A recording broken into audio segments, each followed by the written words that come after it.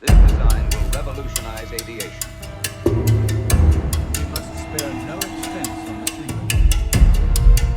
We need these C-47 modifications operational by the end of the week.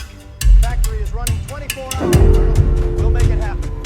All right, secure that strap, soldier. Sir, all set. 10 minutes to the drop zone. Stand by.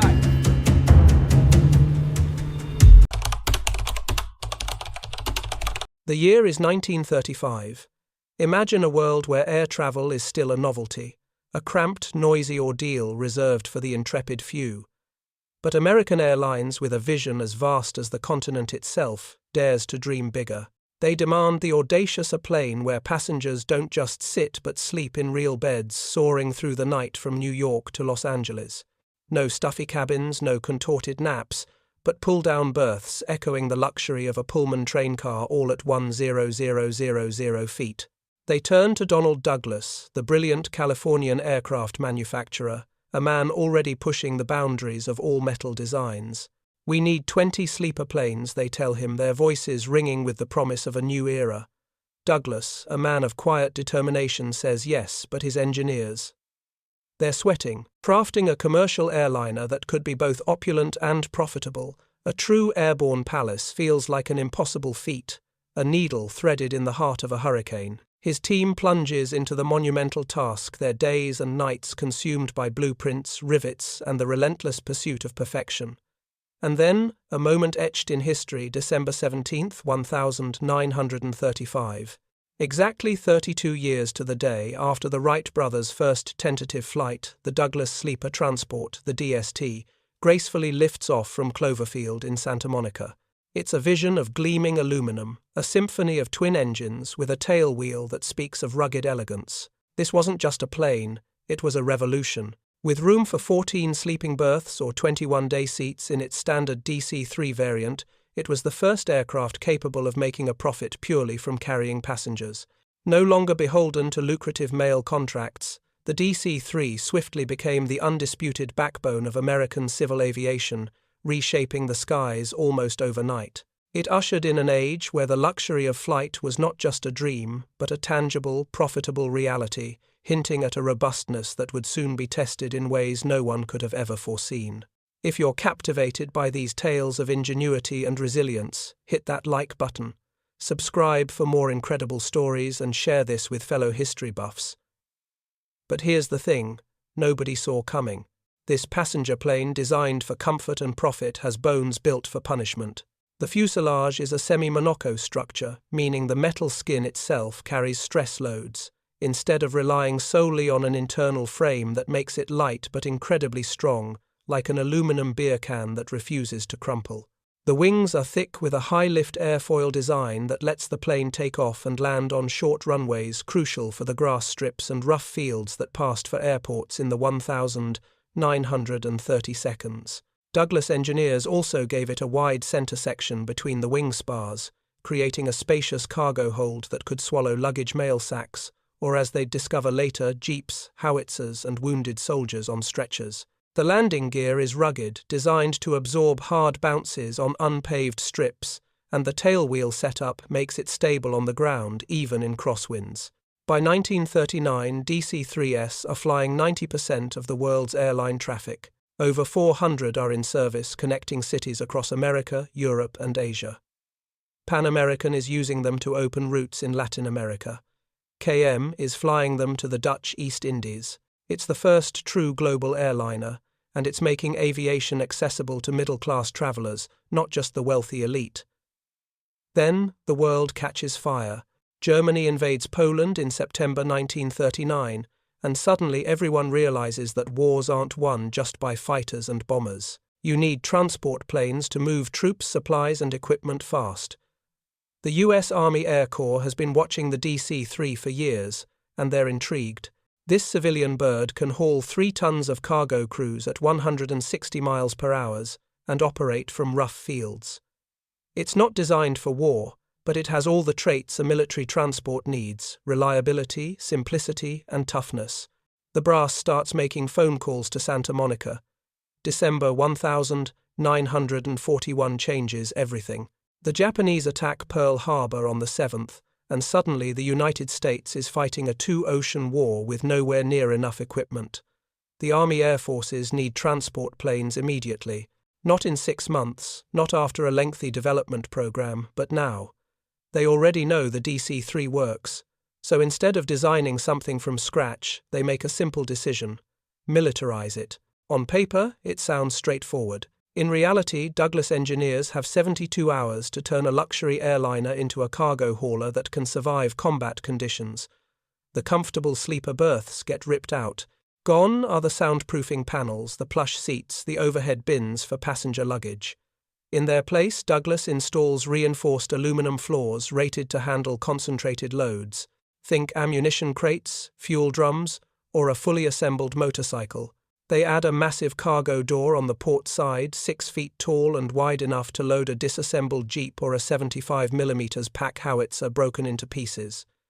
This isn't a gentle modification. They're cutting into the fuselage structure and reinforcing the edges with heavy frames to prevent cracking under stress. The military also demands seats for paratroopers. 28 men in full combat gear facing each other along the cabin walls on fold-down benches made of tubular aluminum and canvas webbing. These aren't comfortable. They're not supposed to be. They need to be light, strong, and fast to install. Above the seats, Douglas adds a steel cable anchor line running the length of the cabin ceiling. Paratroopers will hook their static lines to this cable, and when they jump, the line yanks their parachutes open automatically. It's a brilliant piece of simplicity, but it requires precise engineering. The cable has to handle 28 men pulling on it simultaneously during a drop without tearing loose from the airframe. The floor also gets tie-down rings every few feet, heavy steel loops bolted through the skin into the underlying structure. You can lash down cargo with chains or ropes, and it won't shift during turbulence or hard maneuvers. The pilots get small upgrades too. More robust instruments, a better compass, and astrodome hatches for celestial navigation on long overwater flights. They also add a 2-4-volt electrical system instead of the civilian 1-2-volt setup, powering radios and signal lights that can talk to ground troops. The redesigned plane gets a new designation, C-47 Skytrain. The C stands for cargo, and 47 is just the next number in the Air Force's sequential list. Douglas doesn't change the engines, the wings, or the landing gear. There's no time and frankly no need. The civilian DC-3 structure is already overbuilt by airline standards, which makes it perfect for military abuse. By January 1942, the first C-47's are rolling off the production line at the Long Beach plant. Douglas also fires up a second factory in Oklahoma City to meet demand. The Army orders 965 planes initially, then raises it to 5,000, then keeps going. Workers are building them 24 hours a day in shifts, and the factory floor looks like controlled chaos. Wings being riveted, engines lowered onto mounts, fuselages moving down the line like a morbid assembly of aluminum insects. Each plane takes about 2,000 man-hours to complete, which sounds like a lot, until you realize Boeing's B-17 bomber requires triple that. The C-47 is fast to build, cheap to operate, and nearly impossible to break. The heart of the C-47 is a pair of Pratt Whitney R-1830 Twin Wasp engines, and understanding why these specific power plants mattered is key to understanding why the plane dominated. Each engine is a 1-4-cylinder air-cooled radial, meaning the cylinders are arranged in a circle around the crankshaft, like the petals of a flower. This layout has huge advantages.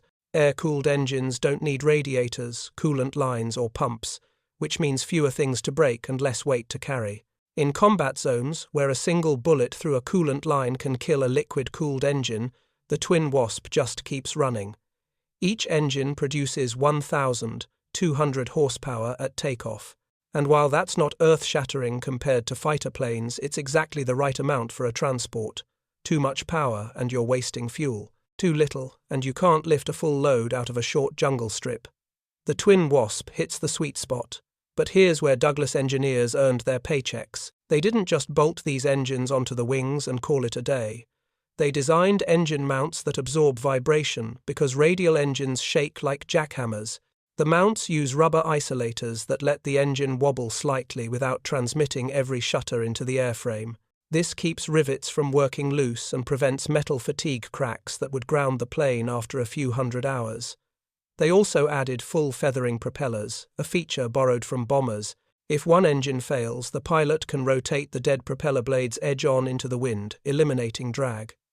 The C-47 can fly on one engine, not well, not fast, but it'll limp home instead of dropping out of the sky. Pilots love this because engine failures were common over hostile territory, and single-engine flying saved hundreds of crews. The fuel system is another masterpiece of practical engineering. The C-47 carries 804 gall of aviation gasoline split between 4 tanks, 2 in the wings, 2 in the center section. Gravity feeds fuel from the wing tanks to the engines. So even if the electric fuel pumps fail, the engines keep running as long as there's gas in the tanks. For long-range missions, ground crews can strap auxiliary fuel tanks inside the cargo cabin, extending range from 1,600 meters to over 3,000. This turns the C-47 into a transoceanic transport capable of island hopping across the Pacific or flying the South Atlantic route from Brazil to West Africa. The plane burns about 100 gall per hour at cruise speed, which seems thirsty until you realize it's hauling 3 tons of cargo while doing it. The fuel efficiency per ton-mile is better than almost any truck convoy and infinitely faster. The reinforced cargo floor is the unsung hero of the design. Douglas took the original DC-3 floor and added heavy longitudinal beams running front to back, plus crossmembers every few feet. The floor can now handle 60 pounds of cargo, concentrated in a small area. Imagine stacking ammunition crates in one corner without crushing the structure. The floor is also slightly crowned higher in the middle than at the edges, so water and mud drain toward the door instead of pooling inside. Little details like this made the difference between a plane that worked and one that became a maintenance nightmare. The floor is covered in non-slip plywood panels that ground crews can replace in an hour if they get damaged. Nothing fancy, nothing complicated, just smart design executed flawlessly. When you add it all up, the engines, the fuel system, the floor, the structures, you get a plane that's almost idiot-proof. And in wartime, that's worth more than raw performance. June 6, 1944. The world holds its breath as Operation Overlord unfolds across the Normandy coast. But hours before the first landing craft hit the beaches, the real opening move happens in the night sky over France. At 12:15 a.m., 822 C-47 seconds lift off from airfields across southern England, their fuselages packed with American paratroopers from the 82nd and 101st Airborne Divisions. Each plane carries 18 to 20 fully loaded troopers, men wearing 80 pounds of gear, weapons, ammunition, and reserve parachutes. The cabin is cramped, dark, and smells like sweat, oil, and vomit because half these guys are airsick from the turbulence. The pilots are flying in tight formations called Cyrill's 9-plane Vs stacked behind each other, navigating by dead reckoning and occasional radio beacons because German radar makes electronic navigation suicidal. They're crossing the English Channel at 500 feet low enough that engine noise echoes off the water. The plan is elegant on paper. Drop 1-3000 paratroopers inland behind Utah Beach to secure bridges, destroy artillery positions, and block German reinforcements. The Pathfinders jump first at 12:15 a.m. to set up radar beacons and lights marking the drop zones. Then the main waves follow each serial time to arrive at precise intervals. But war never goes according to plan. As the C-47 seconds approach the French coast, German anti-aircraft guns open up. Tracer rounds arc through the darkness. 80-meter flak shells burst in orange fireballs, and suddenly pilots are taking evasive action, diving, climbing, twisting to avoid the fire. The tight formations disintegrate. Some pilots slow down to 90 miles per hour, worried about flying too fast and injuring jumpers in the propeller blast. Others punch the throttles to 150 to escape the flak. The result is chaos. Paratroopers jump into the darkness with no idea where they are. Some land in flooded fields and drown under the weight of their equipment. Others come down in trees, on rooftops, or in the middle of German positions. But here's the thing. The C-47s keep flying. Planes take direct hits, shrapnel tears through aluminum skin, hydraulic lines rupture, and engines catch fire. Yet the majority limp back to England. Crews report bullet holes in the wing's tail sections, shot half-away control cables hanging by threads. One C-47 returns with 108 holes in the fuselage and both engines barely running. The plane lands, gets patched overnight, and flies again the next day. The dispersion problem actually works in the Allies' favour. German commanders receive reports of paratroopers landing everywhere behind every hedge in every village, and they panic thinking the invasion is larger than it actually is. Small groups of Americans coalesce in the darkness using toy crickets to identify each other and begin attacking objectives. By dawn, despite the scattered drops, paratroopers have seized key bridges and roads. The C-47's return at daylight on June 6th. This time, towing Waco gliders loaded with jeeps, anti-tank guns, and more troops. The gliders are flimsy plywood boxes, and landing them in small French fields is a death sentence for many, but the C-47 tugs get them there. Over 500 gliders land on D-Day, delivering artillery and vehicles that paratroopers couldn't carry. The C-47 crews fly multiple missions that day, dropping troops, towing gliders, evacuating wounded on return flights. Pilots are exhausted. Navigators are hoarse from shouting coordinates, and every plane smells like cordite and blood. But the mission succeeds. Normies' drop zones become footholds, and those footholds become the breakout that liberates France. Eisenhower himself later says the war couldn't have been won without the C-47. Not the fighters, not the bombers, the unarmed transport doing the dirty work. The C-47 doesn't rest after Normandy. 10 months later, on March 24, 1945, it's back in the spotlight for Operation Varsity, the airborne assault across the Rye River into Germany's industrial heartland. This time, the planners learn from D-Day's mistakes. No night drops, no scattered formations.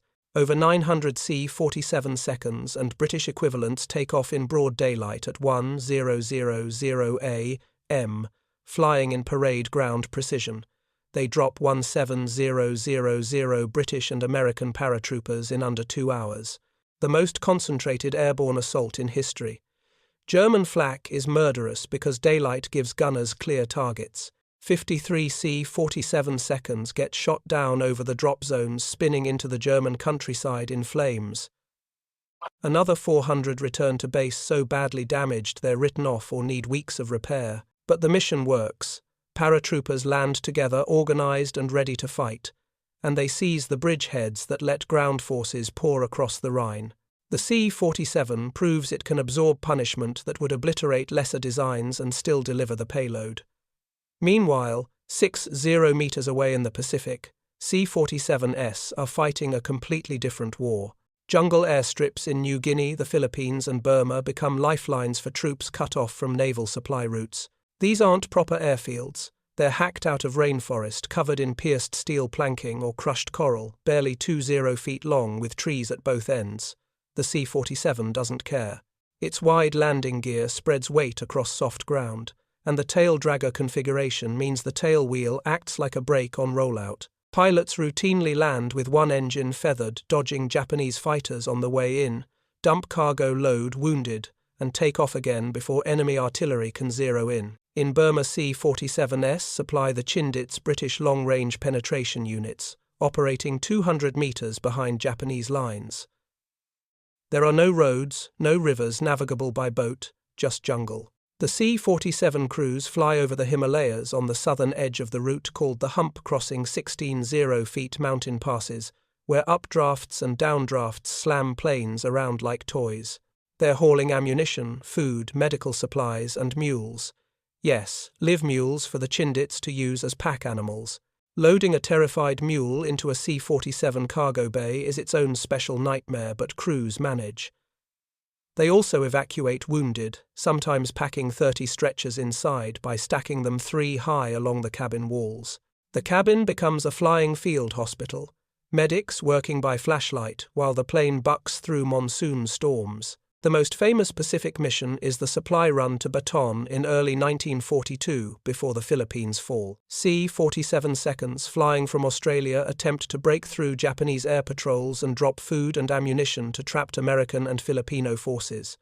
Most don't make it. Japanese Zeros shoot them down or force them to turn back, but a handful slip through at night, flying at wavetop height, to avoid radar and drop supplies that keep the defenders fighting for a few more weeks. It's a suicide mission and everyone knows it, but the crews volunteer anyway. Later, after MacArthur retakes the Philippines, C-47's become the backbone of island-hopping logistics. They leapfrog from one captured airstrip to the next, delivering everything from fresh water to propaganda leaflets. On Okinawa, they land under artillery fire engines, running cargo doors open, ground crews throwing supplies out while the plane is still rolling. The average turnaround time is 4 minutes. This kind of efficiency doesn't come from the plane alone. It comes from the simplicity of the design that lets mechanics fix problems with basic tools and lets cargo handlers work fast. The C-47 doesn't demand specialized equipment or pristine conditions. It just works everywhere, every time.